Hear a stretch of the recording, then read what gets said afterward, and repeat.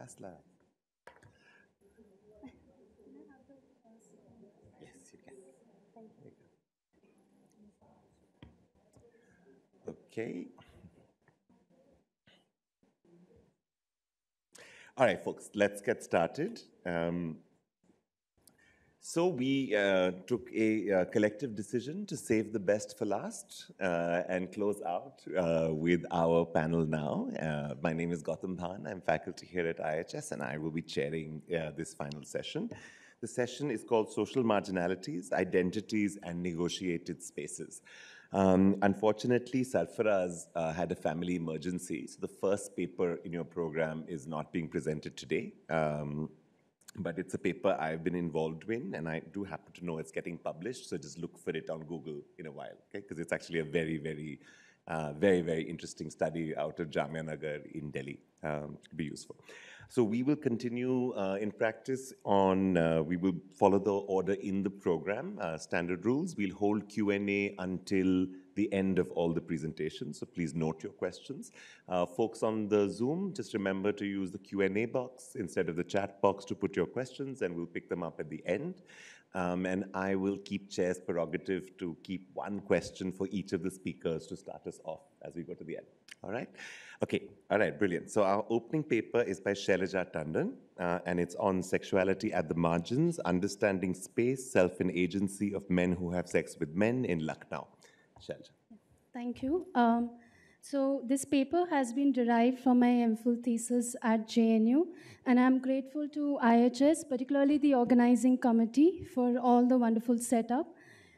In this paper, the notion of sexuality begins with and is foregrounded on the understanding that it is an essentially contested concept, borrowing from Walter Bryce Galley.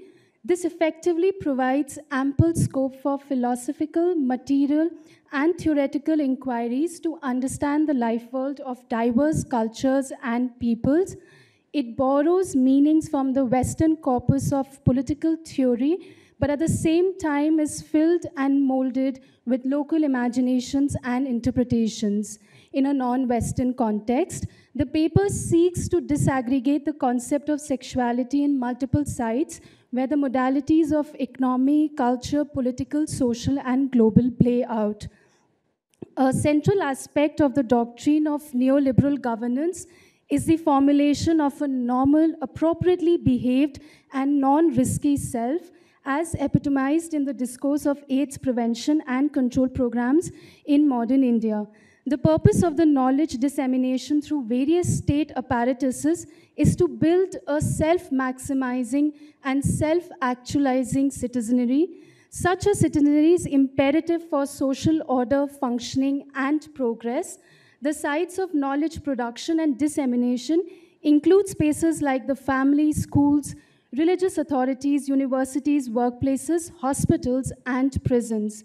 Choosing these sites for production and dissemination aims to equip bodies and to turn them into abled, workable bodies that can contribute to the neoliberal order.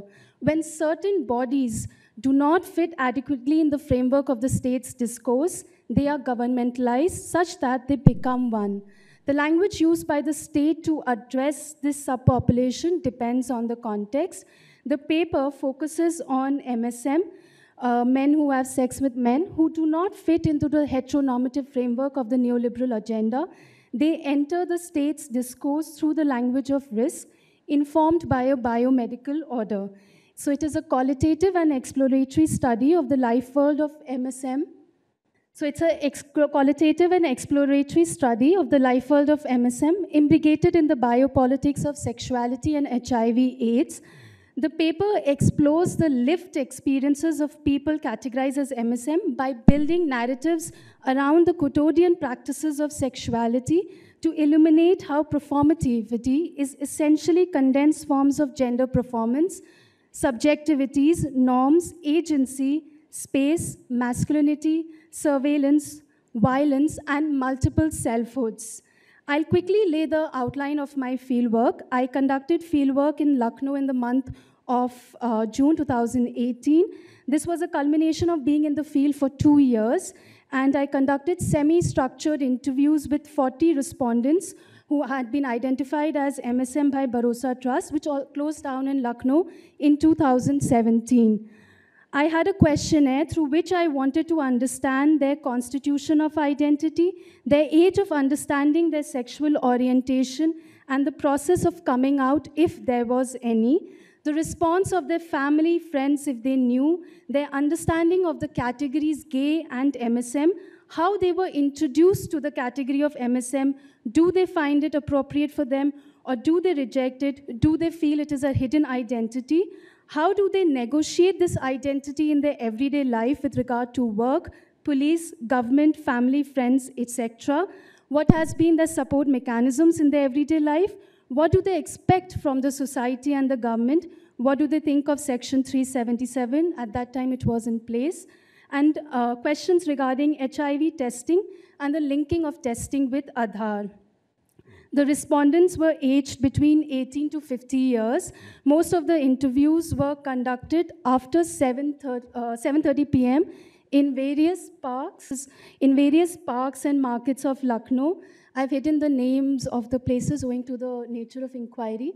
So these are some of the places where I took interviews. Most of the respondents, or rather all the respondents, belong to the working class, and around 30 to 35 respondents were engaged in the informal sector, such as daily wage laborers, painting, washing utensils, etc. Some of the respondents were unemployed and looked for work on daily basis. Some were engaged in private sector. One was engaged in business, and the other respondent worked as a balloon and makeup artist. So I took the interview inside the temple because the priest was fully aware of the relations that existed and was completely okay, and in fact provided space for the same-sex couples to meet, but not, of course, carry out anything erotic or sexual. This is a cinema hall in Old Lucknow. The owner allowed sexual and erotic activities to happen, but he would charge 100 rupees at that time. It could have increased for all these activities to take place. So these were some of the places where I interviewed. I also visited 3 integrated counseling and testing centers in government hospitals, which was Civil Hospital, Balrampur Hospital, and King George Medical University. So in summarizing the scholarship on male-to-male sexuality in India, Paul Bias argues that there's an analytical absence of studies on male-to-male sexualities as actual lived experiences of contemporary men in modern India. This absence is complemented by the absence of societal acceptability of these practices in modern Indian culture. In a similar vein, Gail Rubin and Sanjay Srivastav argue that sexualities which are non-acceptable socially are rarely accorded the status of analytical complexity. Therefore, the field world aims to understand the alternative practices of MSM who take on the identity of a medicalized subject in their negotiations with the state. These alternative life practices of MSM have been understood through the framework of non-sovereign agency, as they do not rupture any structure, but make multiple structures in their negotiations with the state. The instance of an alternative life practice that emerged in the fieldwork is the performance of masculinity. Some excerpts from the interview. It actually started with this interview where I started to understand the difference when they had to be in family or in their workplace, what it meant to be a man. I don't think no longer engages in, I have of course changed the names, in same-sex relationships and has been married for almost 2 years. He states, I have to be very active and alert. Earlier, I didn't have to care as much or have an obligation as it was a student life, a bachelor life. In the past, I was normally doing whatever I thought was good. Now, when I think about my past and realize that it was incorrect, as I have a family and a daughter who is a year old now, I'm happy to be changing for my daughter. This is my identity and trying to go far from my earlier self. My identity now, I want to be active. When I intervened and asked, what does it mean to be active? He replied that it means to be a man. So there are material and symbolic ways of being a man. The prominent in the vocabulary that came was active, alert, stiff, donning a beard, talking in a heavy tone, Satisfying your wife was a very important thing, because if you didn't, the wife would actually spill it to the family members, and it became a sense of bad reputation. So these are three excerpts that I could take given the shortage of time. Uh, Therefore, the process of structuration is also associated with the processual notion of self, which is formed in response to modern society's political, social, and cultural structures. Multiple selfhoods are formed in this relationship of the bargain with the various structures of the state and society. Therefore, to understand modern sexual subjectivity, a discrete self is not possible, formed on the classic liberal distinction between private and public. This complicates the binary of public and private and raises important questions about privacy and how it is a class-based conception and experience. It is the social imposition of the social power, heteronormativity, that forbids the self to form as a whole for the respondents and results in creation of multiple selves. The community meets in various parks and other distinct spaces to live and express itself, which is hidden and in a flux. The realization of this self amongst the other multiple selves they live is in the web of their homosociality, where sexual is not the only prominent impulse. As I interviewed most of my respondents in this community, whose central impulses are, to quote N. Dave, the need for relationality, care, and sociality, which is central to the queer politics of invention, given the solitude, secrecy, and unknowability which with the same-sex love is generally lived. In this very public space, there's a personal which is realized and flourishes and is instrumental in helping them build a discrete self around their sexuality. It is here that the realization of self happens. For many respondents who identify as Kothi, the personal in their everyday life gets infused with what is normally understood as public. Their agency is fundamentally linked to the notion of space. It is in the space of community that they are able to express themselves. Some respondents told me that they would dress up as women in Delhi or Mumbai, as there was no one who would care or stare at them. However, if they travel to Agra and Kanpur, they enjoy the anonymity but not the liberation. As in their personal lives, that self that is realized is a self that exists in the public domain. They have to be cautious of their behavior around their family and the society. This complicates the understanding of privacy, and privacy considered an attribute of the personal. In this context, privacy also exists in the public. There are different modalities to which they live their private sexual subjectivities. Meeting their community is one. The use of their own language is another. The realization of the modern sexual subjective self, which is hidden in public owing to the stigma it carries, exercises its non-sovereign agency in public through the usage of their language, Farsi. Through a discrete self is not possible based on the binary of private and public as understood conventionally. I argue that a discrete self is formed. It is transient and spatially realized through the tradition of their language. It helps them to live their personal in public spaces, parks, markets, and deserted spaces. Thus, language allows them to express themselves and forge tighter community bonds. It is passed from generations to generations. Older Kothis are called Mummy, who play an important role in the passage of their language. It is the inner self which they are able to sustain through language and community that exists amongst the other multiple selves. Since this inner self is alive, they are able to express non-sovereign agency. And another part to the realization of their agency, as discussed earlier, was the performance of masculinity. In the end, the discrete self, which is transient and spatially realized, is not the self that can capture the state. What I argue here and also look for some discussion is that in my engagement with the process of categorization, there's a disjuncture between the political and the politics of the queer community. In the domain of political, a sexual subject becomes a political question, while in politics, a sexual subject is not a political question. Hence, how does the queer community capture the state to actualize and realize their rights? This was from the language, but these were some of my respondents.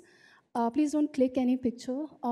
And I just wanted to end with this, because when I applied, the particular image of the person with shadows reminded me of this poetry that one of my respondents said, ki, इतने हिस्सों में but गया हूँ कि अपने हिस्से में कुछ भी नहीं आया. It's Krishan Bihari Noor's poetry and ghazal. So thank you. So let me leave my question for you that we can start the discussion with. So just two thought experiments to think with. At one point, you said that the state Bharosa Trust identifies as MSM. And the second time you said that they take on the identity of MSM. And I just want you to play with the two verbs here, because there's a question here of whether MSM is an identity or a category, right? And whether it is this question of selfhood and subjectivity, and the fact that in your presentation at one point I am called something, and the second point I call myself something, right? Because MSM is a sentence, it's a phrase, right? It's a description of an action, not of a self. It's not that men who have sex with men. So it's very different, say, from Kothi, which has, so when you think about this idea of whether this is a category or an identity, what does it do to the difference in the way it can hold what you're calling a distinction between politics and the political, right? And the second experiment I want you to just think about is, would we not make the same argument about heterosexuality in India? Is there something particularly queer about this? The compulsions of marriage towards sexual subjectivity, the tensions of the formation of discrete selves that are dependent on time, the complications of a public-private binary. It sounds a lot to me on Indian feminist theorization on sex. So the idea is to sort of say also that, is there something exceptional about the way sexual subjectivity comes from queerness? Or is queerness able to actually hold a certain kind of sexual subjectivity that is available to all of us regardless of our orientation, especially within patriarchy? Just think about that a little bit, right? So, okay, so while she does that, we'll go to our second presentation, which is online, and it is by Imamur Hussain and Madhuri Agarwal, called Marginal Religious Spaces and Dissonant Heritage, Negotiating Adaptive Agencies at Mausoleums and Dargahs in Dhaka and Delhi. Before you start, I also have to say it's quite odd as a chair to see pictures of places that you have spent some of your youth. Just saying. That cinema was particularly recall-worthy.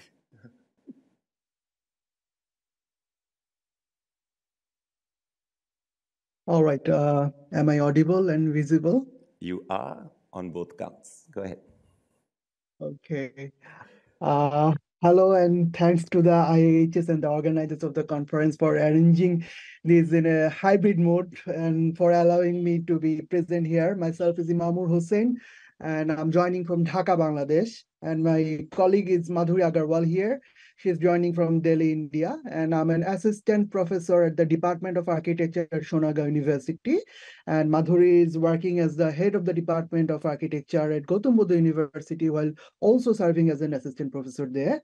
And so as we're from two different places, our research focuses into the heart of Dhaka in Delhi's urban fabric, which are sected and marginal convergence they also have. And in this research, we gave this title that you can see on the screen.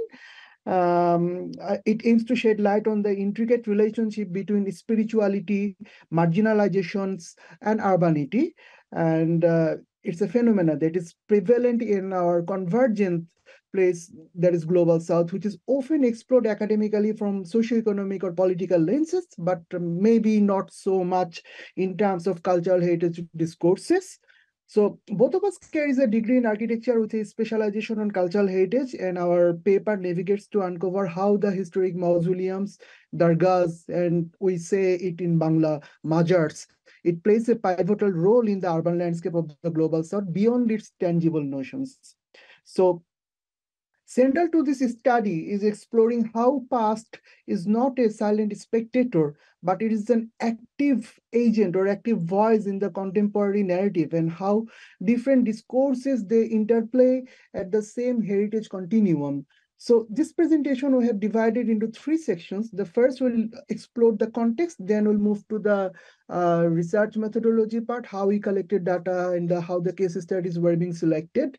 And finally, in the findings chapter, we'll discuss the synthesis from the analysis and the evaluation of our explorations.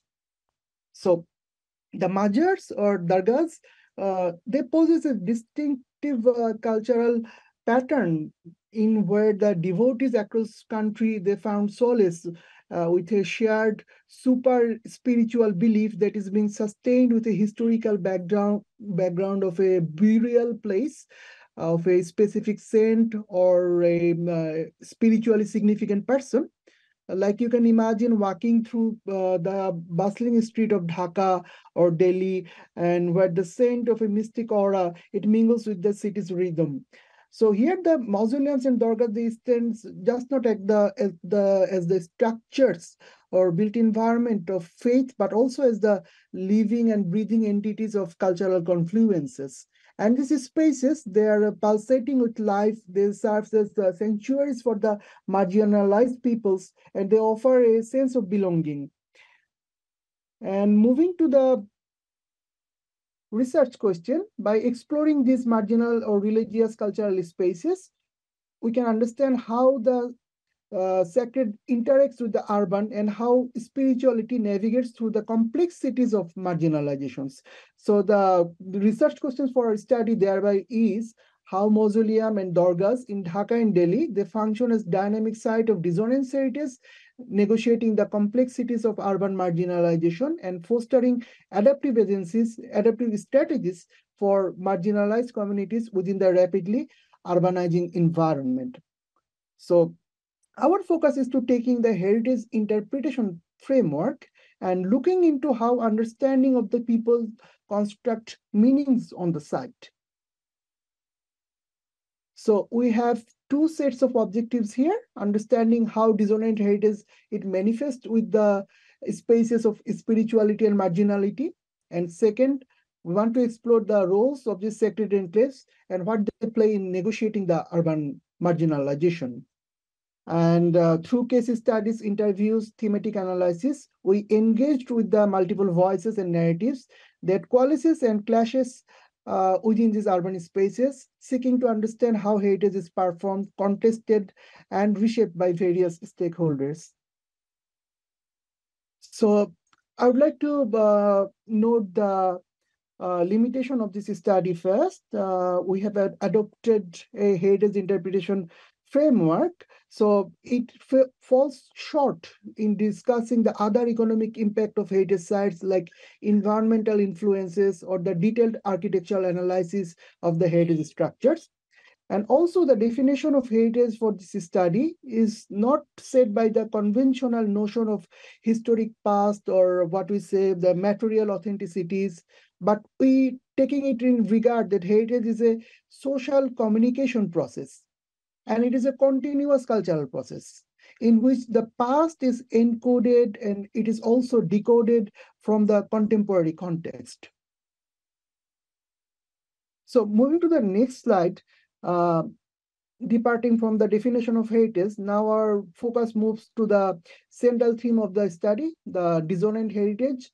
So we have adapted what the framework given by Ashworth and Turnbridge. Their conceptualization of heritage is being defined as a battleground of interpretations, where this battleground, it equally inherits and equally disinherits heritage context. And in our context of the study, the mausoleum and dargahs, they represent the fabric of diverse narratives and meanings. And while conventional religious views, they're influenced by dominant cultural narratives, might perceive these spaces as in a very linear fashion. But it is also for the devout believers, they hold a very different and sometimes opposing views and community-specific meanings for their followers, which also supports another theory given by Smith in 2006. So therefore, we have set our framework to unravel the layers of meaning, conflict, and negotiation. And the parameters of negotiation for this study is value establishment, the representation, and the meaning-making activities. So this is a very short detail of the sites, and this is in Dhaka, and we have conducted a qualitative study for this presentation here. It is based in Dhaka. This is Golab Shah Mazar, and it stands as a testament to the complex interplay of faith, identity, and belonging.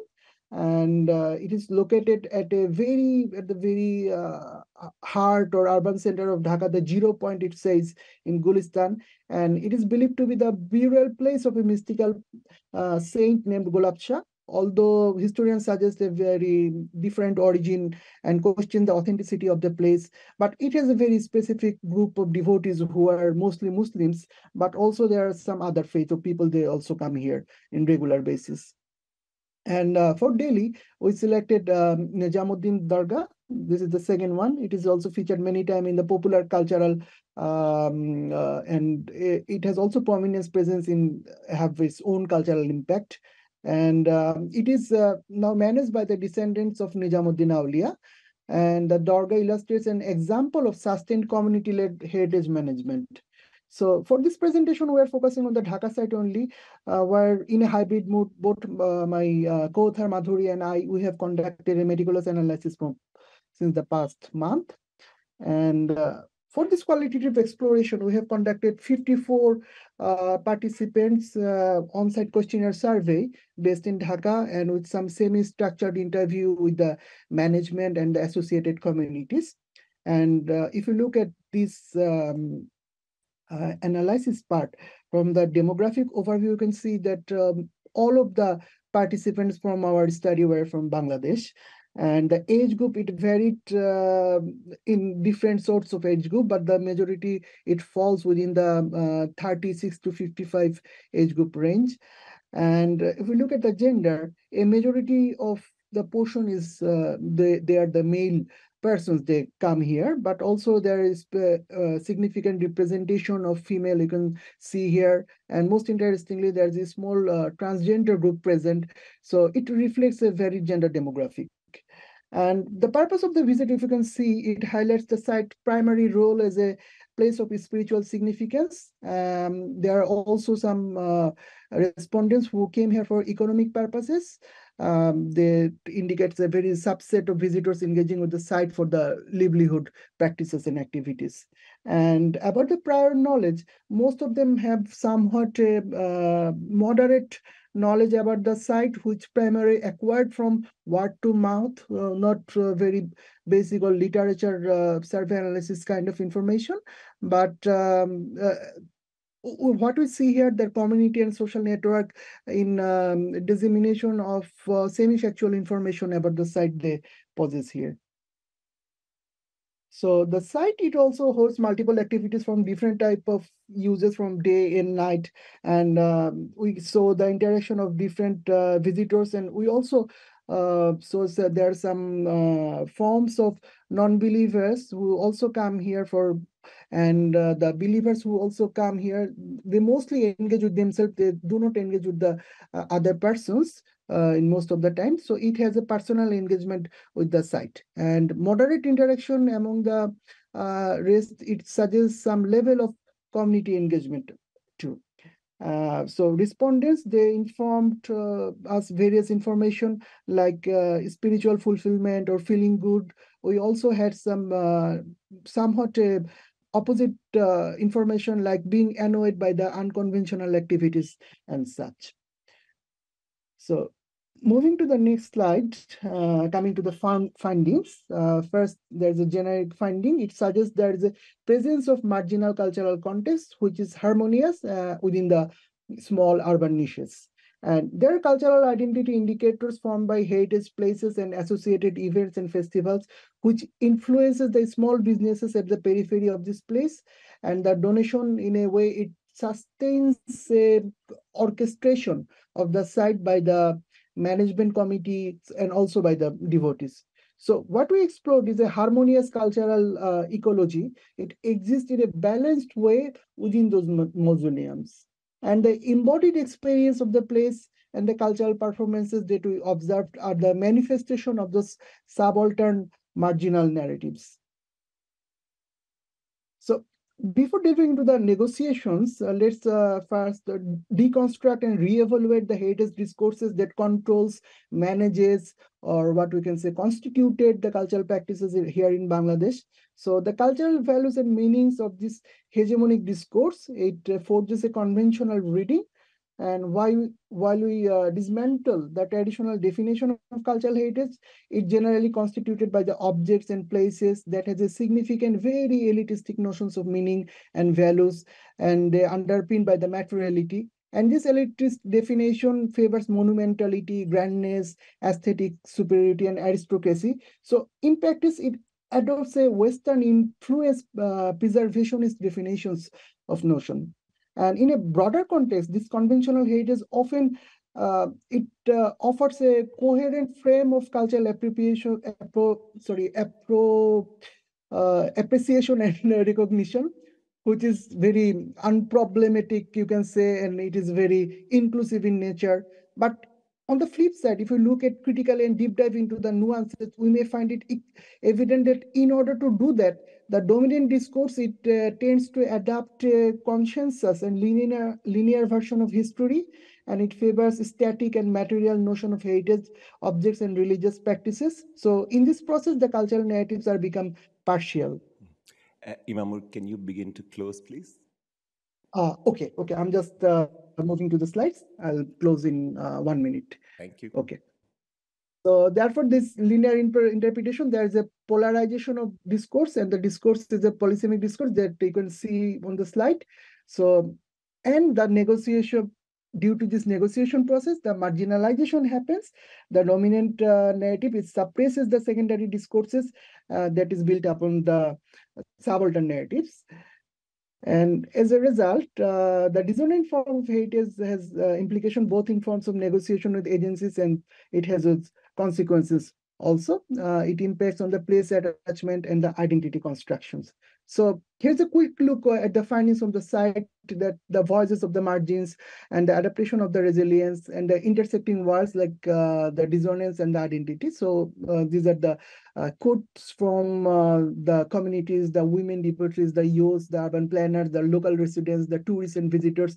They have the multiple meanings are being generated within the same continuum of the site. So moving to the next slide, so there's a few recommendations based on the dynamic interaction between these spaces and their communities, and explore the that we see the formation of resilience also there. And finally, just this is the conclusion part of this slide. In our study, we argued that the dissonant heritage, it acquires the contemporary significance through interaction within the beliefs and circumstances of the communities. And this process transforms this site from the mere historical location to the integral element of the cultural heritage. And these insights affirm that heritage is an evolving process, and it actively shaped by the current and the future societal context. And that's all from our presentation. Thank you a lot. Thank you very much. I will leave my question for the two of you as well, which we'll come back to at the end. Two brief ones. One is, I know you didn't talk about the Delhi site, but I just wanted to ask you how important you felt it was that in Dhaka, it's clear that the dargah is encountered, right? It's in the middle of an urban fabric. You can see structure across, you will pass it. In Nizamuddin, the dargah has to be gone to. It is very rarely encountered. So I wanted you to think a little bit about how those spaces change when the space of heritage is gone to, becomes an event or a destination, as Nizamuddin often is, versus becomes something that you pass on the street, in which case you have a different fabric to it. So what does the location of that in the larger fabric do? And second, I'd just like to offer you guys an opportunity in the responding to the first question to tell us a little bit more about the contestation itself that you're arguing in your framework, because I feel like I haven't fully yet got a sense, and maybe that slide where you had the actual quotes from the respondents, if you can take a minute in the question answers to talk through one example of these contestations around heritage, because at this point I'm still searching to fully understand where the dissonance is in that site in Dhaka. Right? And I think it will help all of us understand that dissonance that you're referring to a little bit more. So I look forward to hearing more on that. Thank you for both your papers. Okay, we go to the third, which is, we stay in Dhaka, and we say, the title of the paper is Discriminatory Developments, Unveiling Marginalization in Revitalized Public Spaces in Dhaka City. And the authors are Kanak Saha, Arpan Sheel, and Anamika Das Champa. Yes, my name is Kanakkanti Saha, and so our paper is titled Discriminatory Developments, Unveiling Marginalization in Revitalized Public Spaces in Dhaka City. So my co-authors are Arpan Sheel and Anamika Das Champa. So before I get into the study, we need to, I think we need to get a glimpse of Dhaka, the very complex city, the ever-growing and bustling capital of Bangladesh, which is extremely densely populated. And it has the special expansion of the boundary, and the area of Dhaka is unregulated and unplanned. At the same time, the consumerist urban society is growing with an intense competition among residents for the fewer socioeconomic opportunities. So Dhaka has two very different phases of its socioeconomic development. On one hand, we see the first macroeconomic growth of Bangladesh and Dhaka, the capital of the country. It has an annual growth rate of GDP more than 7% for consecutive years since 2018. The per capita income is increasing, and infrastructures are developing very fast. But at the same time, on the other hand, we see this growth or development in terms of economic measure is not very balanced. 44% of Bangladesh's total national income is held by only 10% of the population, and the inflation rate is very high. So as a result, the urban scape is very unequal. As you can see in this photo, the background is the Gulshan, Bonani, and Mohakhali residential and commercial areas, which is one of the luxurious areas in Dhaka. Just beside this is Coral Slum, one of the biggest slum in the subcontinent, where the low economic people live, and these four images are just side by side inside the city. So in this diagram, you can see the growth of the built-up areas inside Dhaka from 1972 to 2015, and as you can see, the built-up area is increasing very fast recently, and the wetland and open spaces are getting lost very fast. So this has become a concern for academics, experts, and general citizens. And everybody has repeatedly expressed their concerns on the topic that the city is getting uninhabitable due to lack of green spaces, parks, playgrounds, and a city is a city where children do not get enough chances to play, where people mostly do not get enough chances to spend their leisure time in a quality open spaces. And on the background of this, the Dhaka city authorities have initiated projects. Dhaka city has two city corporations. One is the Dhaka North City Corporation, and the other is the Dhaka South City Corporation. Both city corporations initiated projects for redeveloping parks and playgrounds in 2016 and 2017. So our main objective of this study was to evaluate these projects, that is how to see the user pattern to the activities, how these spaces have been transformed, are they inclusive or not. And this is the photo of one of the projects, the before and after scenario of Shohid Abdul Alim Playground in Lalbagh, Dhaka. As you can see, the field has been transformed. It has become more green. There's a very specific walkway, and some of the facilities have been developed. And this is another before and after photo. So the boundary conditions have been also changed. So the objective was to see if these spaces are really people-centered spaces, if these spaces are really helping all people from all ages, genders, classes, and races to actually have access and enjoy quality time. The most of the primary data are collected by site observations, on-field site surveys, photo and video documentation, and mapping of physical elements. And at the same time, a lot of open-ended interviews were conducted with diverse stakeholders from the general public, to the authority officials and subject matter experts. And most of the secondary data were collected from numerous newspaper articles and previous research works, journals, etc. So when we discuss the study, we find there are four major issues that we find that these are very interesting. I think the first of it is the disparity of in locational distribution of these projects. I think most of these projects are actually located in areas where the high economic people or the people from high economic background lives, and also the secondly the restricted or monetized spaces. Many of these public space projects are later restricted or securitized or monetized, which limits the access of people. And thirdly, the architecture of alienation.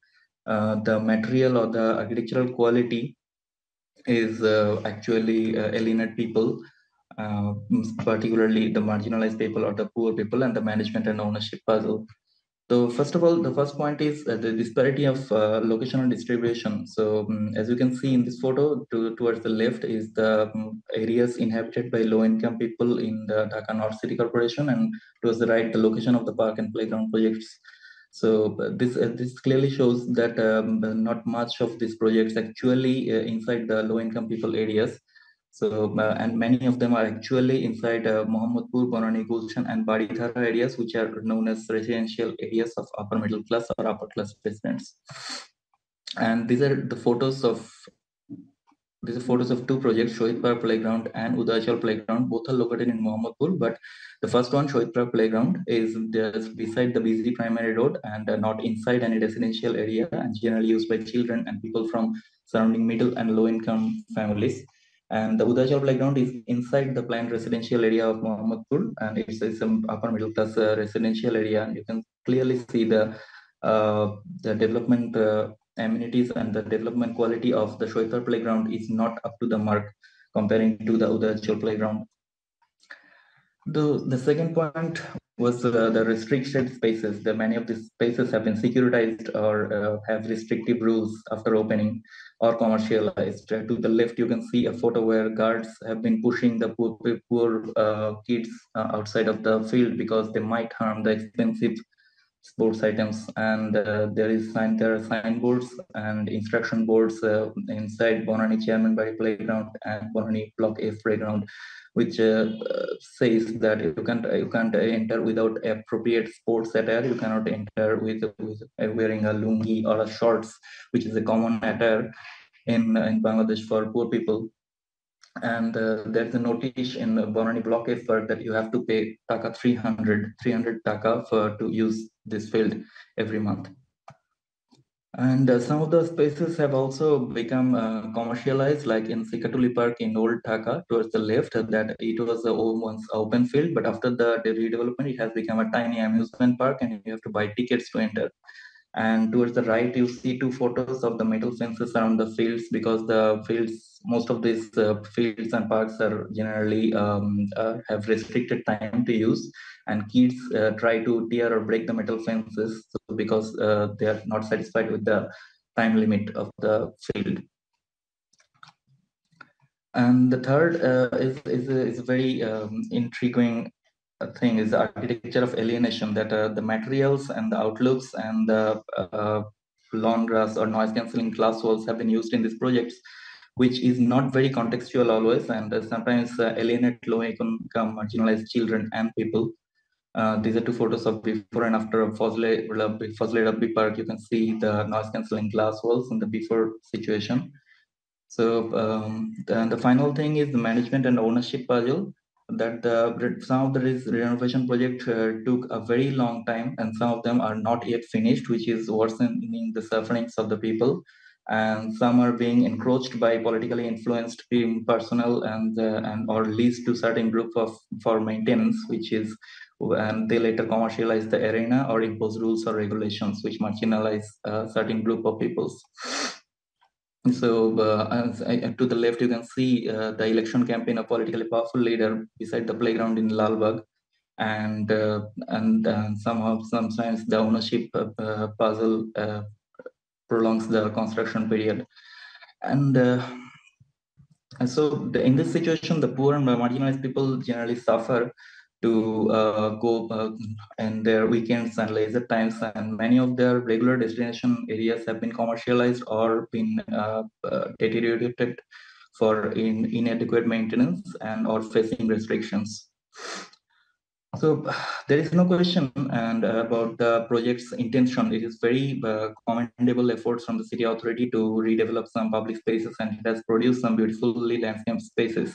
But to see the broader image is really important, that the city's main dynamics is the authoritative government that has been in the recent time, and the rapid growth of free market and the large population fighting over few resources and the increasing inequality, which results in the city has become overly preoccupied with the notion of money, rendering everything quantifiable. And the small yet politically and economically powerful elites influence the urban decisions and the development projects. So this public space is losing their literal term. And that's the last slide. Really sorry. So the major recommendations would be the careful reconsideration of the design elements, materials, and outlook, so that they have to be more contextual to ensure the quality of infrastructure and amenities, so that the projects located in low-income locations should be appropriate, and to initiate more such renovations with first construction in low-income areas. And the most important thing is the management of the open spaces. The government or city authority should have guidelines so that these spaces cannot be commercialized or leased or can exclude certain group of people to use public spaces. Thank you. That's all from us. Thank you very much. Thank you very much for that, and also for being exactly on time. Just two things I'm just wondering, I want to hear some more of. One is that I think the role of architectural gating in what you're showing us, material separations, I think is very evidently and clearly articulated. But I'm just drawing on a comparative experience of public spaces, because the first map you showed us that these were largely public spaces in already elite neighborhoods, right?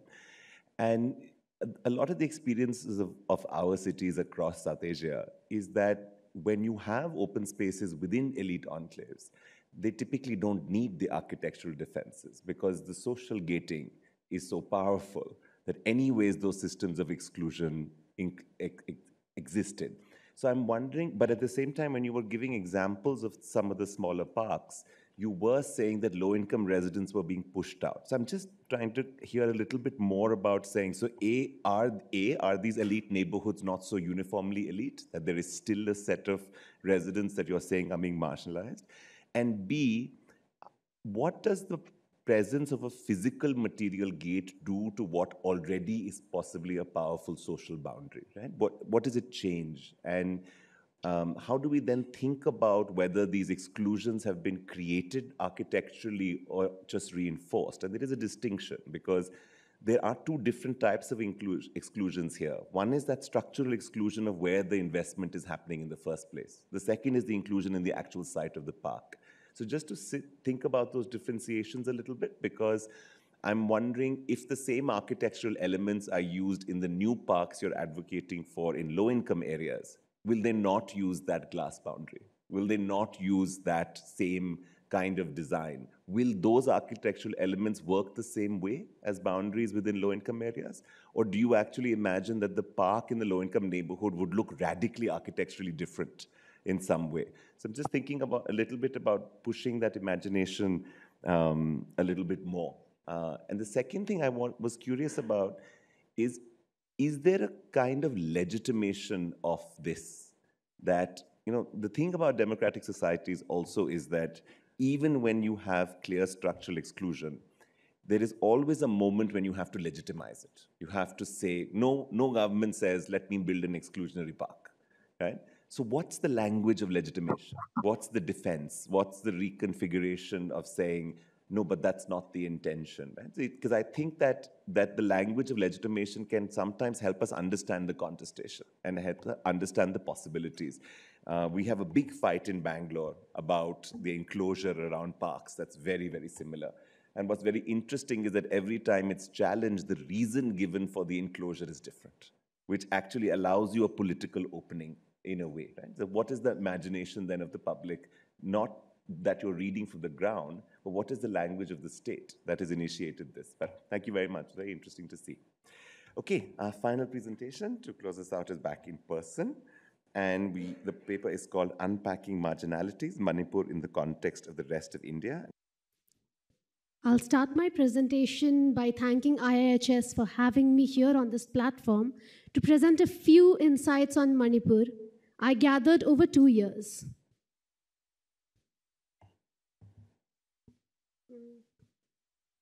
A bulk of the insights are through my work at the social impact consulting firm Sattva, along with the philanthropic organization Anaha Trust, founded by Mr. Chandrasekhar Balagopal and Ms. Vinita Nambiar. The organization creates grants for promising programs that make a difference at the grassroots. Manipur has been a major focus of Anaha since its inception in 2016. And that's where my journey with Manipur started, with the NGO Sunbird Trust, Maul Kiki Foundation, Mr. David Gandhi Tandon Trust, and Hope Foundation. So when looking at the data of funds flowing through the state, the CSR funds received by different states across India between 2014 and 2021, we realized that Manipur lies in the bottom 5 recipients. That means of the total kitty of 1 lakh crore funds for social development from companies, Maharashtra had received a whopping 18,000 crores, whereas Manipur had received only 54 crores. And as we know, development follows money, so it isn't a surprise when Manipur, with barely any CSR money, appears on the list of India's least developed states calculated through per capita GDP that year. Following the insights, the Anahat team, founders and trustees who've supported Manipur over the last decade, accompanied by me, landed in Manipur in January 2023. For me, this was the first time in the state, and I was moved by its beauty. I spent 7 days in the state, traveling between Imphal and 4 villages distributed between the valley and the hills, and eventually immersed myself in practicing books, in reading books written about the region by Mr. Balagopal, eminent journalist, Mr. Pradeep Fanjavam, and several other journal articles featuring in the Northeast, about the Northeast India and Manipur. I had been looking forward to visiting Manipur again. However, within a few months, the state fell into a deep ethnic violence that we all know of. This is the map of the places I visited in Manipur. At this point, it would be imperative to discuss the unique geography of Manipur, from which we can start unpacking the marginalization which forms a part of the reason for the crisis. Manipur sits at the easternmost border of India, sharing a 400-kilometer porous border with Myanmar and covering 22,000 square kilometer area. It has historically been a site of complex conflict between communities on issues related to identity, autonomy, political representation, land ownership, among others, which got exacerbated in the last 150 years with the creation of borders of 3 countries, India, Myanmar, and Bangladesh, making it a rather sensitive geopolitical zone. So if you look at the geography, in a long tract of continuing foothills of Himalayas, Manipur, the valley of Manipur, sits as a small 2,000 square kilometer valley. This 2,000 square kilometer valley and around it 20,000 square kilometer hills around the valley form the state of Manipur. But the state lines are new and tribes inhabiting the region are much older. And as we know, lifestyle and habitats are dependent on geography. So naturally, the hill and valley had different practices. While the valley, being flat and fed by numerous water bodies such as the Loktak Lake, was perfect for settled agriculture and a booming population, the hills needed its residents to be wanderers practicing shifting agriculture in small groups. 67% of Manipur's population lives in the Oval Valley, which is home to largely the Meitei tribe. The remaining 89% of the land, being hilly, houses the remaining 33% of the population, largely Kukis and Nagas. If you look carefully through this image, you can see all roads coming from the hills converge at Imphal at the heart of the valley. The city has been a major center of power in this landmass since 33 CE and has served as the capital of the Kingdom of Manipur till 1947 and the state of Manipur in the Republic of India since 1949. At this point of time, I'll take a small detour for a personal story. I studied architecture in Delhi, and as a student at a national level premier institute, we studied historical cities, structures, and vernacular architecture from north to south, east to west, hills to desert. The northeast found no mention. I wonder how my northeastern classmates felt when we studied the Bangla roofs, the Chettinad houses, Kathkuni structures of Himachal, the intricate wooden structures of Gujarat, but not even a single northeastern building.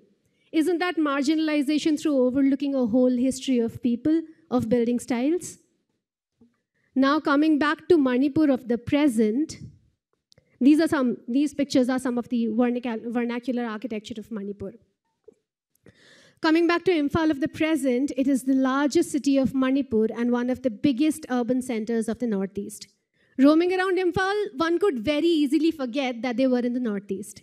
It's got the same traffic flow as, say, Ranchi or Dhanbad, typologies of buildings and density of settlements like Tier 2 cities across India. The city has an airport, the only airport of Manipur, and it houses the state government.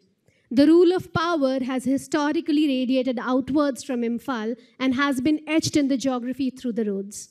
The other most populous towns of Manipur are largely located in this valley and have a Meitei majority, the only two exceptions being Churachandpur and Ukhrul, the fourth and fifth most populous towns and strongholds of Kuki and Naga tribes respectively. Here are some snapshots of the density of settlements in the hill and valley. As we see, Imphal is super dense. Kadajit, a valley village, is relatively less dense and has agricultural land around it. If you see Sinamkom, another valley village around near the hills, the density further reduces. And when you go to Puichi, a hill village, there's barely any density. Now we come to Churachandpur in the southwestern corner of the valley, which is almost as dense as Manipur, as Imphal, sorry. Now I'll be coming to mythologies. There's a very interesting mythology which I came across while reading eminent journalist Pradeep Panjabam's work. It mentions a common history of the tribals. It says that there were two brothers who lived together in the hills. In search of fortune one day, one of the brothers left for greener pastures, promising his elder brother of staying in touch. While the elder one continued living his nomad life in the hills, the younger one chanced upon the valley and settled there to grow prosperous and become the tribe of Meiteis, while the hill brother symbolizes the hills and tribes, the hilly tribes of Nagas and Kukis, stayed back. This tale sits well with some sources which club Meiteis too under the Kuki-Chin tribes, who right now are the biggest opponents of the Meiteis. The fertile valley made the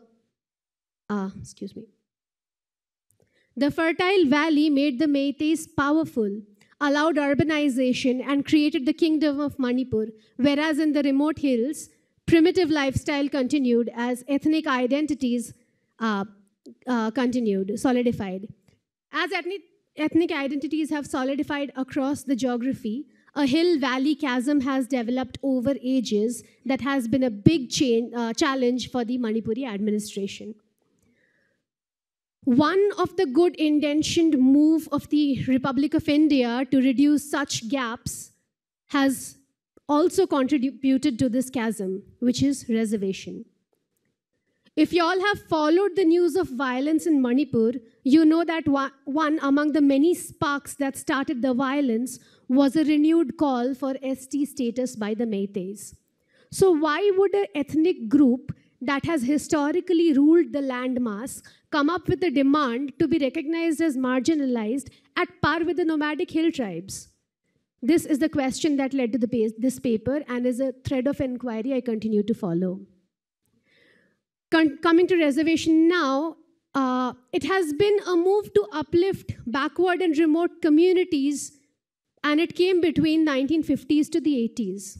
The hill tribes obviously immediately got scheduled tribe status, which brought them some privileges. On the other hand, the valley tribes, the Meiteis, being the kings of the land, didn't accept ST status. However, they opted for the OBC status, as in comparison of rest of India, they were still a very small and remote community. With reservation, small sections of the hill tribes managed to climb up the socio-economic ladder and started leaving the hard life of the hills behind to settle in the plains. It's important to note here that government infrastructure in Manipur is centered in the valley, and their reach to the hills has been very less till date. Given the difficulty of access, mainly the most resourceful among the tribes made it to the valley, and several of them settled. On the other hand, the Meiteis could not buy land in the hills anymore, as they were not tribals as per the state nomenclature. The hill tribes could buy land in the valley, but the Meiteis could not buy land in the hills. It's imperative to note here that the tribes here work with a collective land ownership model, with the control being under the village chief, be it education, jobs, land, all of which have been centered in the valley, found takers from the hills too, making the Meiteis feel deprived as the pie now had multiple shares to be made. Add to that the fears of the porous border of Myanmar along the hilly region, alleged drug money circulating in the hills thanks to poppy cultivation, and boom.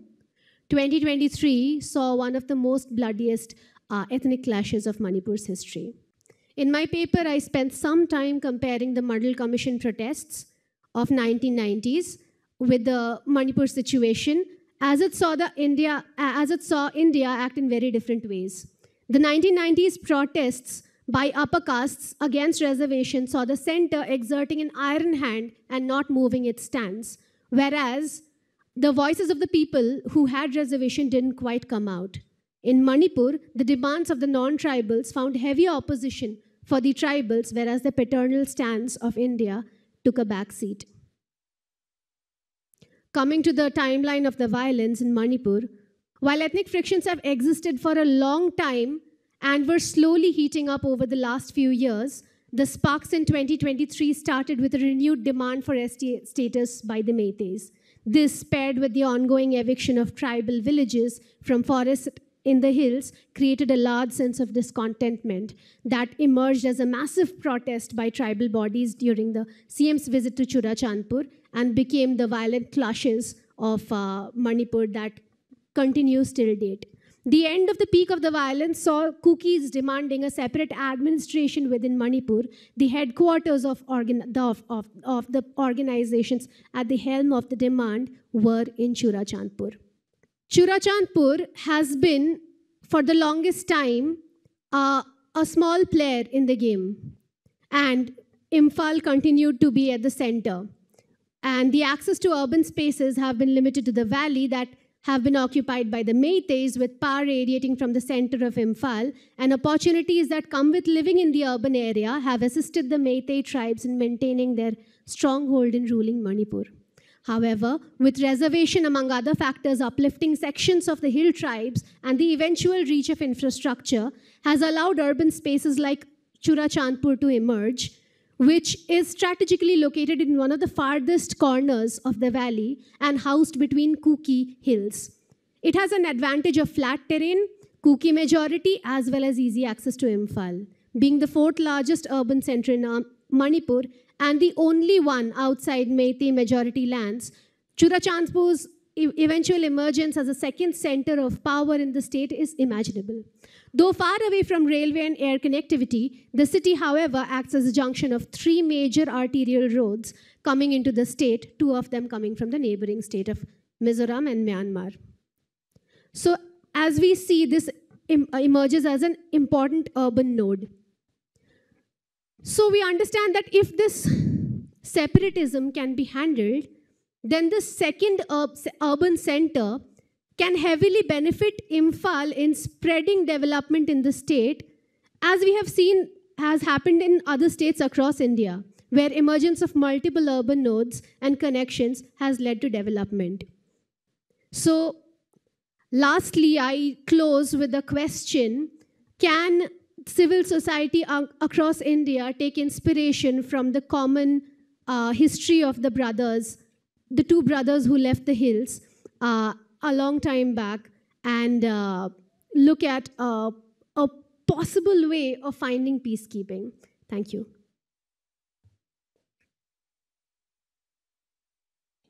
Thank you, ma'am.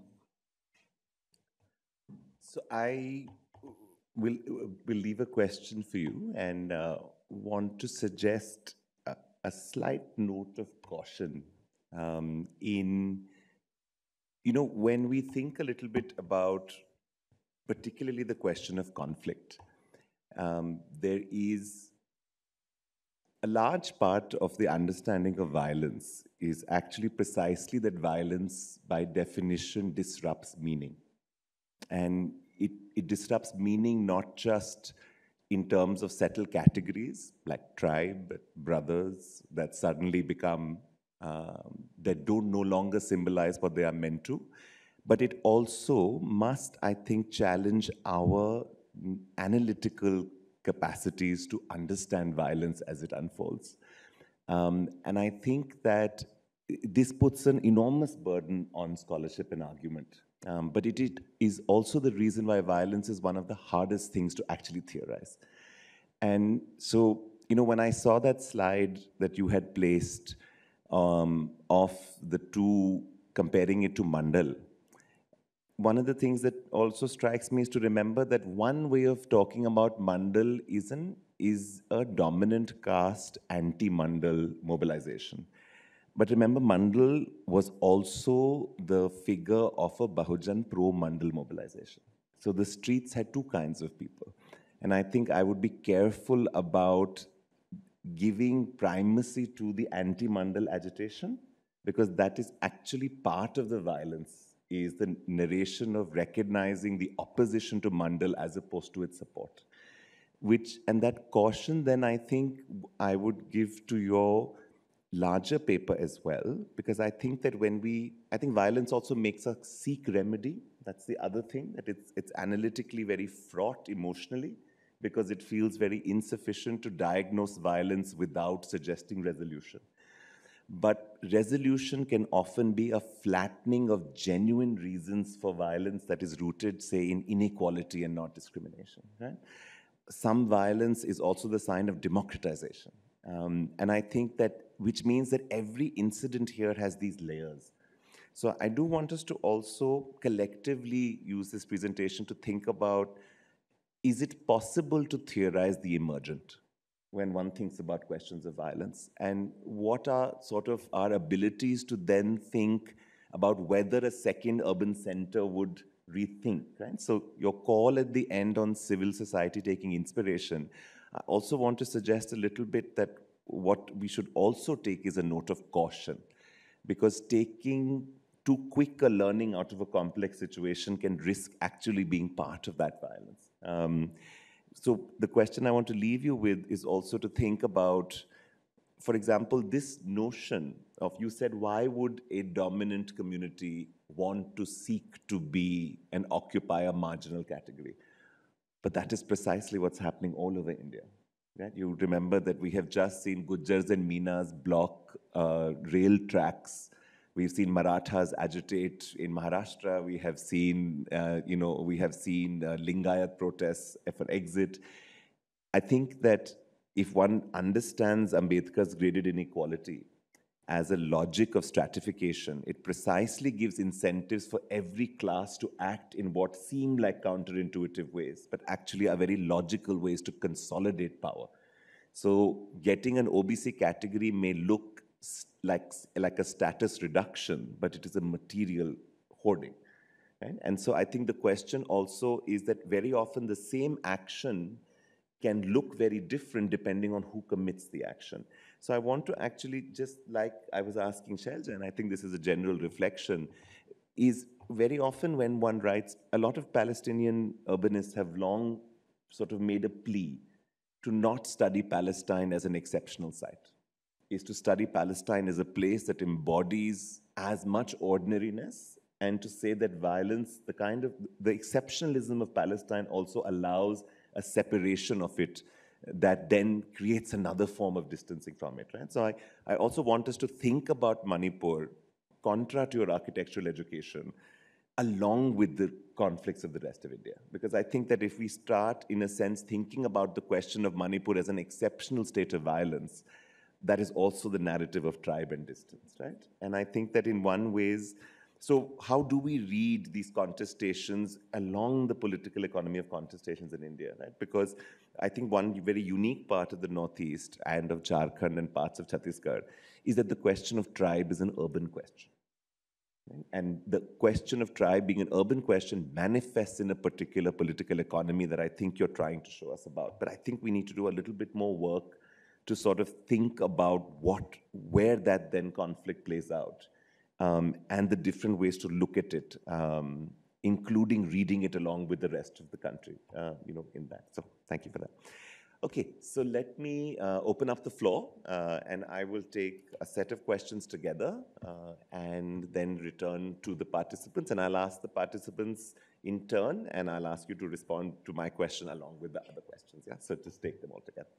When you're looking at same-sex relationships, or like you're categorizing it as men having sex with men, did you, I was trying to understand, are these some of the excerpts that you put from your interviews, they look like younger men? And are there also like more younger people that you interviewed?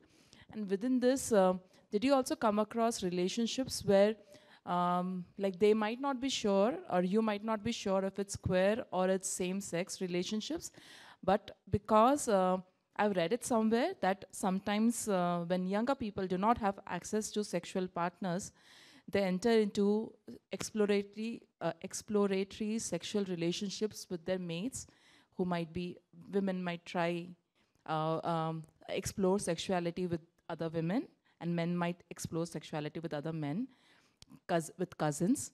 So were there also such things that you found? I'm just curious. I mean, because it is... You don't have to ask the question with such hesitation. It's all right. Yeah, just being very guarded. But because I'm just wondering, is it also important to also find out that? Because number of times, because a lot of these people got married. So, and it makes you wonder, like, are they gay men? Are they queer? Are they bisexual? Are they heterosexual? So, and I've read it somewhere. I've come across it at some documentary or somewhere. I don't remember right now. Sure. So. Thank you. It's Ranjini and then up. So Chetan, Ranjini, and then in the front. Yeah, hi. It's a very sort of, I'm trying to sort of articulate something here which has been thinking for a long time. It's very difficult for me to think through it. I was working with a young, am I audible?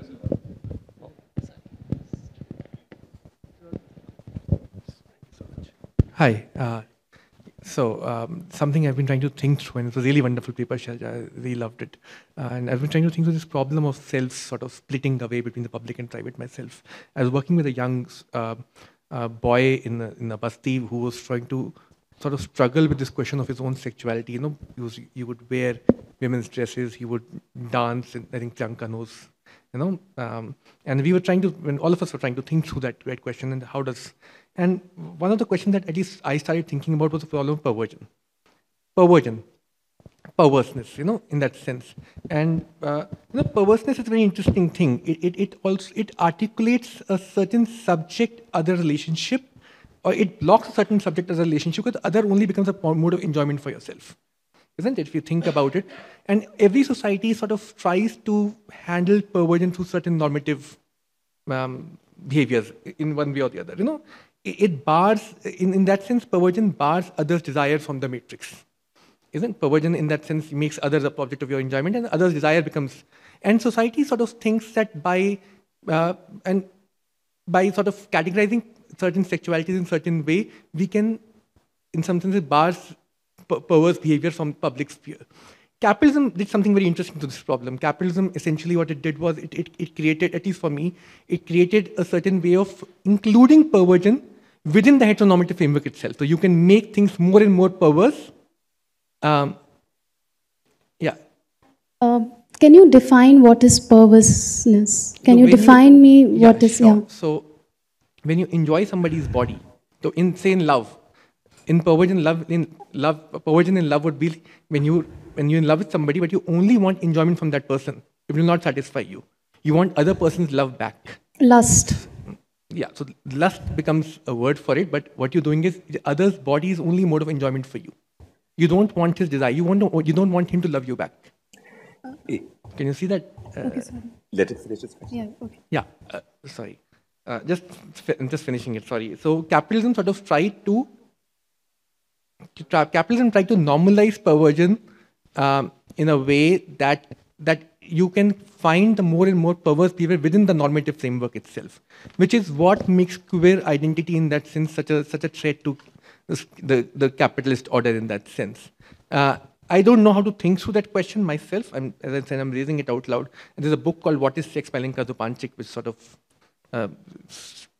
made me think through these questions myself. But did you struggle to this problem that when the self is getting split between the public and the private? Is there a problem of perversion, and how perversion itself is articulated in that social sphere, and a threat of perversion? And can queer identity sort of shake or reconstruct in some senses these boundaries that sort of come along with it? Yeah. Okay. Ranjan.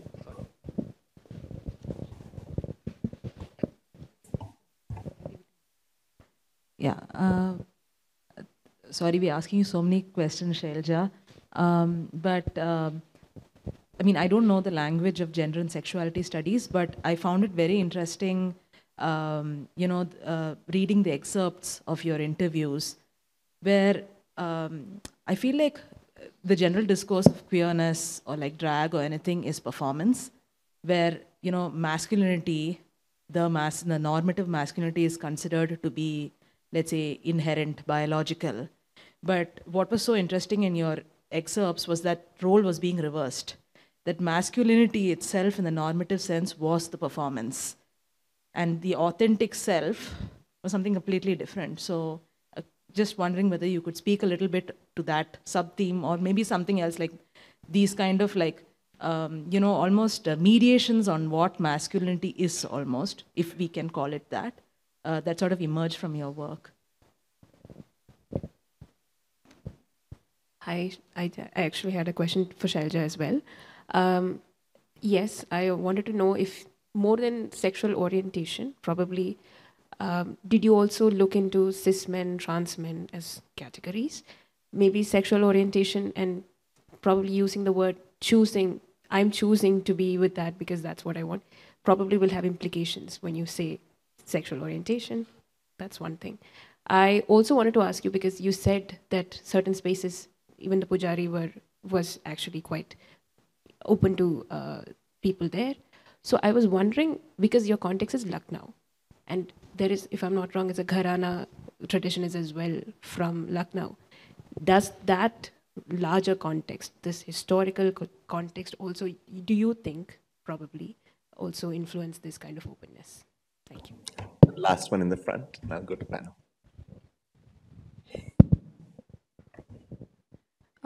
Hi, Shailja. Again, another question. Sorry, but your presentation particularly interested me because of its focus on sexuality. And my question is also along psychoanalytic lines. When I was thinking of the question of sexuality in your presentation, this conception, psychoanalytic conception of libido was coming to my mind. Freud talks about ego libido and object libido, where in the first ego libido, one's psychic sexual energy is invested in one's own self, while in the object libido, one is able to engage with the other, hold the tension of that engagement, etc.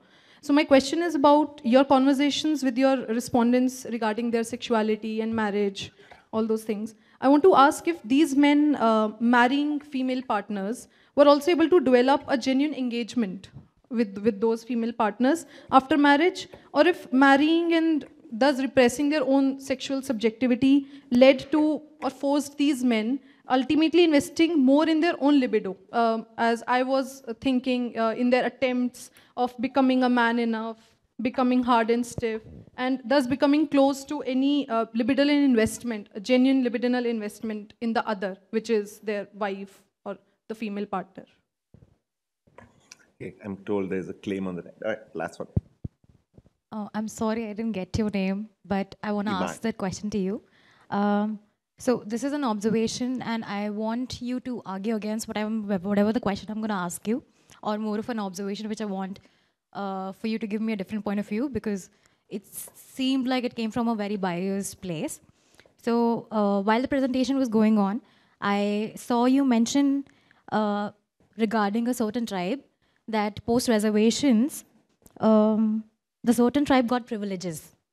So the use of the term privileges for a tribe which got reservations, to me per se, kind of feels like it's coming from or is rooted from like a gaze which comes from the Savarna bias and not comes from the place of, what do you call, like a critical analysis, judgment post getting through like the entire notions of how caste and caste operates in the Indian subcontext. So it also, to me, felt like it's a bird's eye view because of the fact that we are not the people who have gone through the marginalization which the tribes in Manipur have gone through, and whether it was correct to use that word in a research paper where we're literally talking about the rights and the marginalized people, and was it something which would have, kind of trivialized the entire situation? That's my question, if it's coherent. Sorry, no, it was an oversight. It was a complete oversight. All right. Yep. All right, let me go. Shailja. Yes, thank you for these sets of questions. First and foremost, for those thought experiments.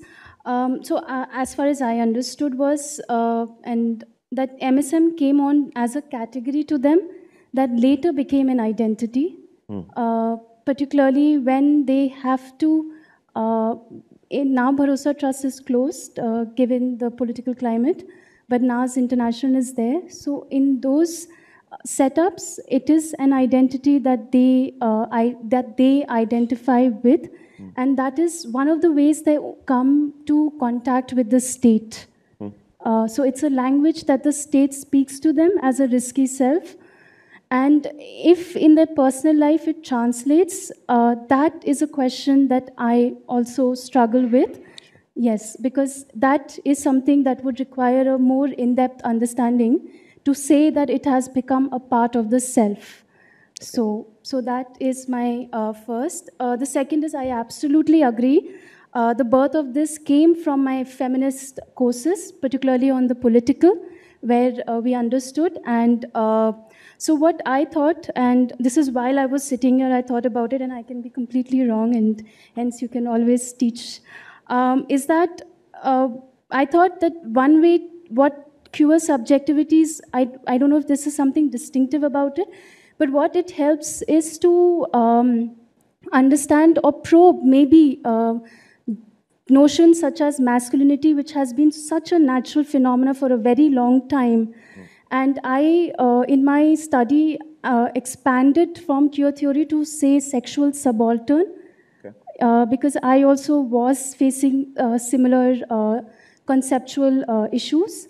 So and then with queer theory, what sexual subaltern helped me was to bring in the tool of intersectionality, there wherein I could expand it a bit. So that is why I don't know if there's a distinctiveness to it, but I see it as a methodology to probe on something like masculinity, which has been so much naturalized and hard. So, yeah. So for same-sex relationships, as you mentioned, I did have people who had been.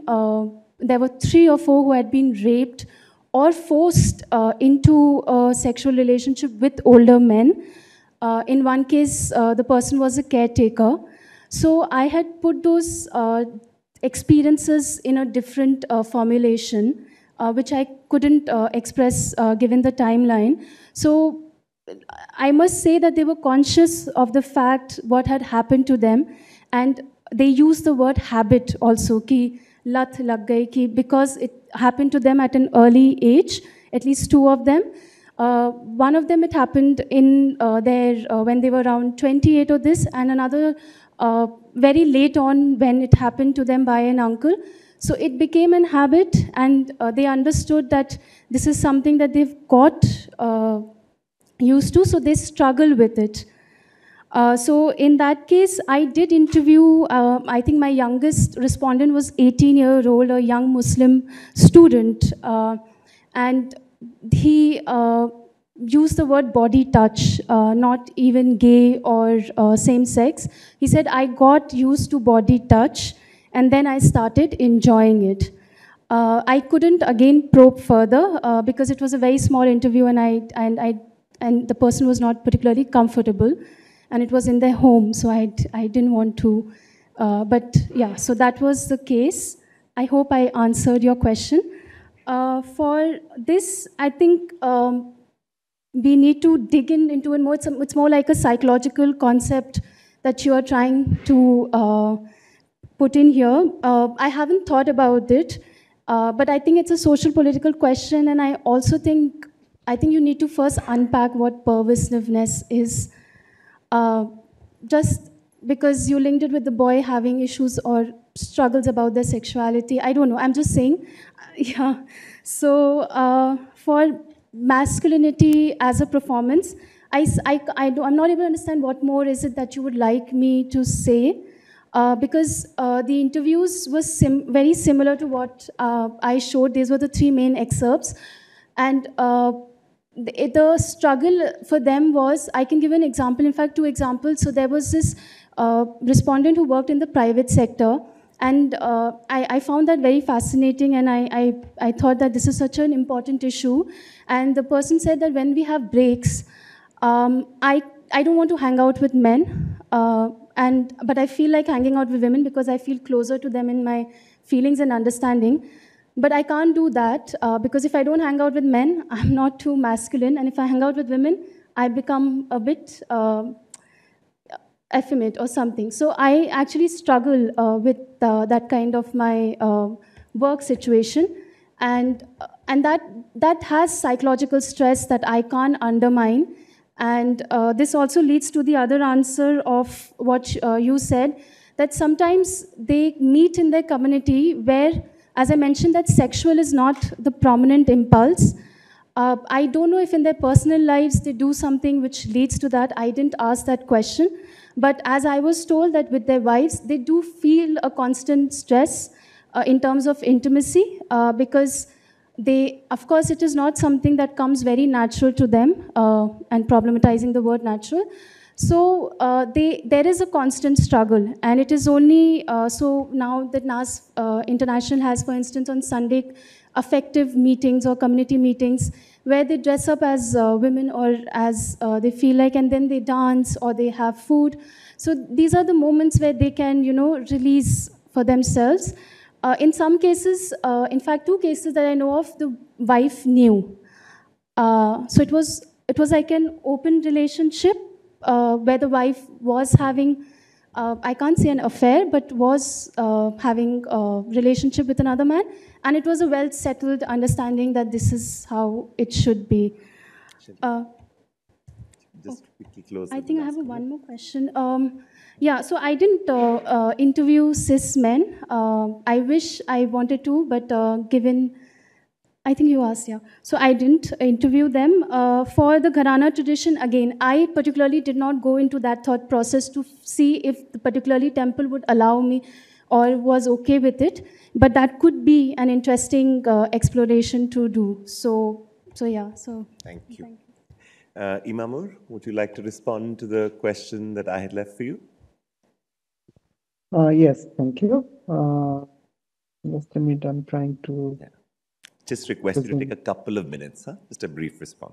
Okay. So just to clarify that we didn't conduct Nijamuddin Dargah's study for this time instead, but the dissonance may be more nuanced here. It could be centered around the community's internal dynamics, the Dargah's role within this, and it may be some conflict between the spiritual and commercial uses, but might deal with the issues relating to community belief and practices. And the dissonance here in the Golab Shah Mazar in Dhaka, it arises from the diverse interpretation between the different communities. While some visitor perceive it as a sanctuary which is more spiritual, the others perceive it as socio-economic activities or a shelter for the marginalized people. And there's a dichotomy between the cultural. There's a cultural marginalization, you could say also. It's not exclusively affecting the economically marginalized community, but also the divergent religious views.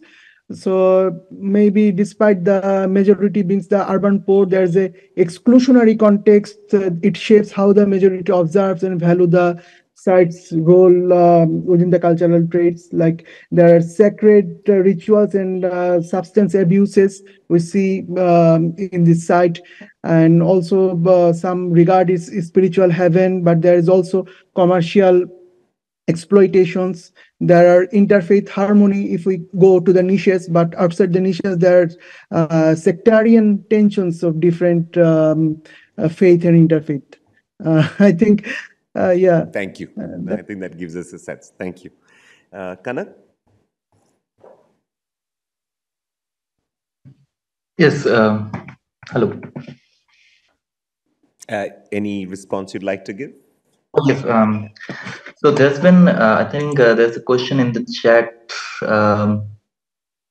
Yes, that can you talk more about how using advanced architectural material in playgrounds is how it leads to alienation? I think, yeah. And I think you also pointed this out. So about this, I think how marginality is produced spatially is all about using architectural languages and materials. The reason because like this elite areas, what I'm saying, these are not gated communities. These are generally open, but at the same time, how these areas are different from the areas just beside it, where the rather low economic people lives, is in the architectural languages. You see the high rises, you see the more perfect pedestrians and more perfect roads, and use of materials that are not common in the low economic areas, let's say glass or steel or expensive pedestrian pavement materials of this.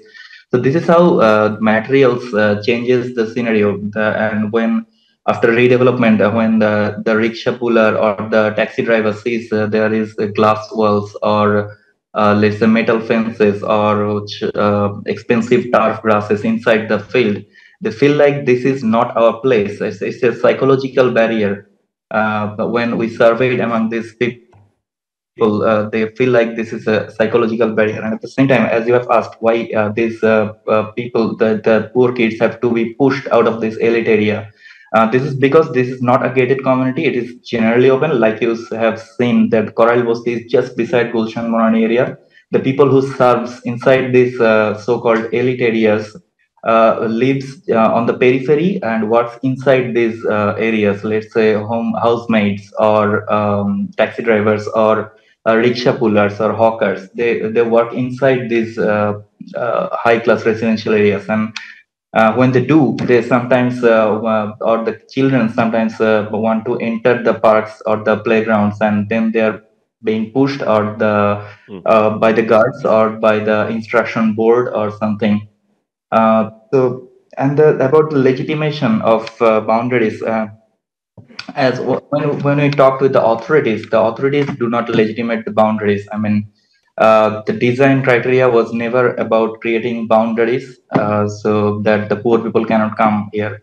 But the thing is, the problem is after the opening, when the management committee comes, so the city corporation hand over to some management committee or lease it to some contractor or private companies, and then they use these instruction boards and these regulations or rules to prevent low economy people to enter the area. And the metal fence that's like in all these fields were not to prevent people from coming inside, poor people from coming inside. It's for the safety of the children who are playing inside. But but when it's opened, it's this metal fence is used for time restrictions. This becomes a gated field, and a certain group of people cannot enter using the when the management committee use the gates or fences as a tool to mark their area. So this is how architecture becomes like a tool to mark the area of elites, I think, in most liberal economic societies and countries. Yeah, thank you. Thanks, Karan. Iman, would you like a closing comment? Sure, I have 3 responses. First, coming on the Mandal protests of 1990s and the critique that, we majorly saw the oppressor caste being presented. So when I look at the news of the Mandal protests, we majorly find news clippings of the oppressor caste protests and the state's response in the media today. Whereas the very active protests by the oppressed caste becomes obscure over time by sheer media coverage which does not remain on the internet. And the responses available they're not available for future readers. And this is the observation I want to leave the people with whose voices remains for the longest time.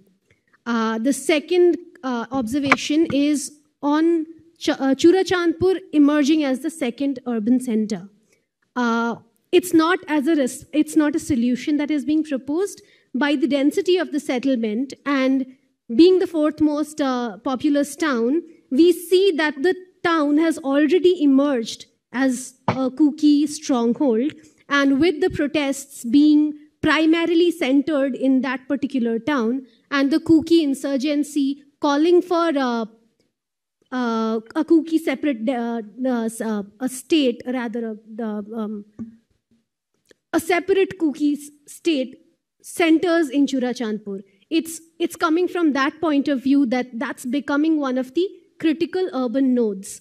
And the critique is here that during the ongoing violence, one of the first reactions of the Meitei government, the Manipur government centered in Imphal, was that the internet was disconnected in all these hill regions, including Sisipur.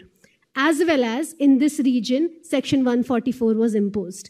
So the critique comes from here that the Churachandpur area is being seen as a threat rather as a region which can contribute to development. Now I completely identify that this is in light of the immediate situations, but in the long run, perhaps in several years, when this very complex conflict which has been going on for over centuries, if Indian administration works on resolving this, at that point maybe these kinds of urban nodes can work together to work along with the rest of the region. And I want to respond to you. Thank you so much for calling out the oversight, and it adds to my paper. Thank you. Okay, so just as we close out, I am going to take chair's prerogative for 5 minutes. So I think to give a certain kind of reflection on the main theme of the power about identity and negotiation.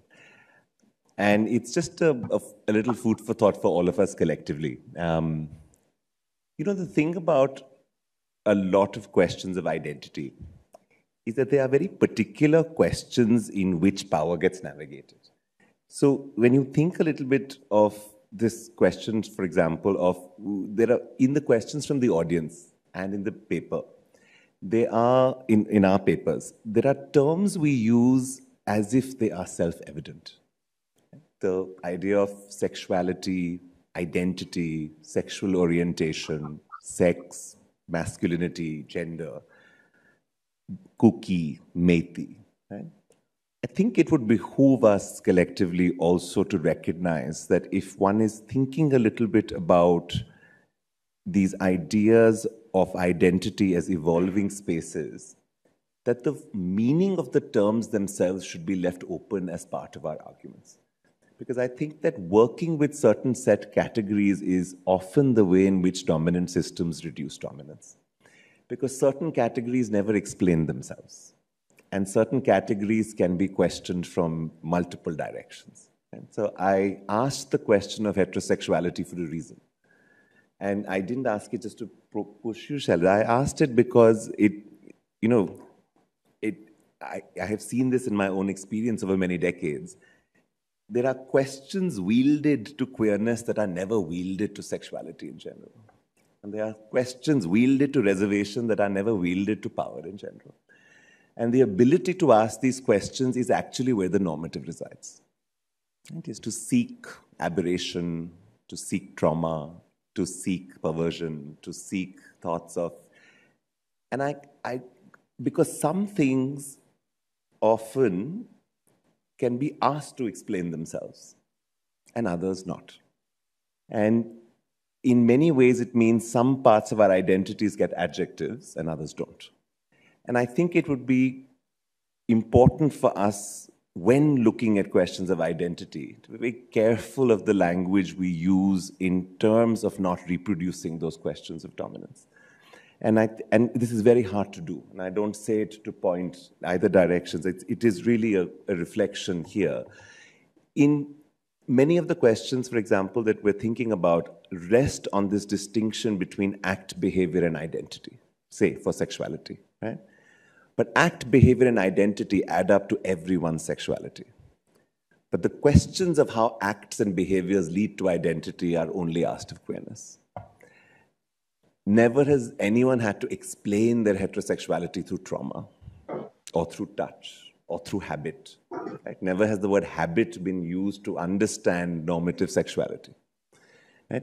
All sexuality is habit. All sexuality is both instinct and action, memory and experimentation. All attraction psychologically is perversion, because it is distancing of self from the other. Right? But I think that it's important to also think about all mobility is contested, whether it comes from reservation or whether it comes from land grabs. But so I'm careful, I think, just to think a little bit about in some of these papers, in our general reflection, is to think of how difficult it can be to break out of the language of speaking of inequality while being within structures of inequality. And it's a reflection with very few answers. But I think that it's important. The question of men who have sex with men, when it was introduced as a category, precisely made that distinction between act, behavior, and identity. And its earliest critiques were actually by queer folk who said, no one ever said, I am MSM. We were always told we were MSM. And I think it's a distinct, and I think that the words of those, but I do think that that identity then absolutely slipped. You're absolutely right. And when you say that there's an answer to the way the state looks at to become MSM, to become visible to the state, is actually equivalent to getting a BPL card to become visible to the state. And the BPL acts as identity exactly in that slippery way at times, but it's different from the notion of self. So I think it's important for us to think a little bit about, it's exactly the same with thinking of the mythological roots of tribe as opposed to the lived experience of tribe. Right? The question of Methi and Kuki are also governmental categories, as is the word scheduled caste versus the word Dalit. And I think when one moves between these categories, to think about the actual origin of the category, I think should be an important part of our analysis, so that we don't make those slips between who we get to be and say who we are, who we have to be sometimes in order to survive, and who we can be called by those who hold different structures of power. And I think these three distinctions are very important. My suggestion is that we continue to hold on to them as we think more. Okay. Anyways, thank you very much for all of your papers. And I will be remiss if I actually don't take a collective public opportunity to thank folks that really need to be thanked at the end of this. And so please join me particularly in congratulating the research team at IHS who organizes Urban Arc every year. And they are like the best of infrastructure, never noticed because they never break down. Okay? And I think in that way. So Rasha, Priya, Vikas, Neha, where's Prajna, where's Tanvi? I think if there's somewhere around them, please thank also both our technical and IT spots and our camera folks who've been around for documentation right through the week. And a very, very special thank you from us always. We are extraordinarily grateful in this institution for how smoothly our administration and operations work. And it is, they are not here to be named, but you can trust us that we have worked and lived in many parts of this country. And therefore, we never, ever forget how good it is that the lights are on and the water's flowing and the cars are on time and the tickets arrive. So just to give thanks to the things that happen under the ground. And thank you all of you for being here for Research Week, both for the doctoral workshop when you were here, as well as for Urban Arc in the conference. Please consider this a space that you can come back to anytime. I will also say that our library is public, so if you live in Bangalore, you can join it without being affiliated to IHS in any way. Please think of all the other events that happen in this room and in our buildings. And if you're around Bangalore, please come and say hello and have good, safe travels to wherever you are headed next. And thank you very much, and good night.